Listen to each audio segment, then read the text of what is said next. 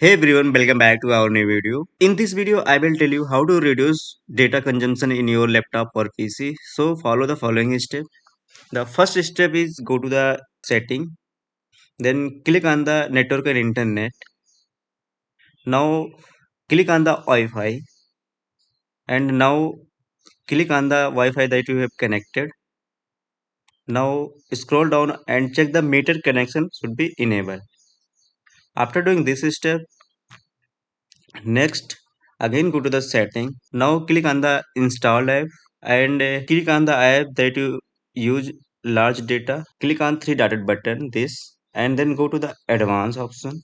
Now background app permission should be neighbor. Whatever app is not in use, you need to set neighbor option for it in background. You need to the check each and only individual. And the next step is go to the Windows update. Scroll down and post the update. Click on this option. After doing this step, once restart your PC. So by this way you can reduce the internet consumptions.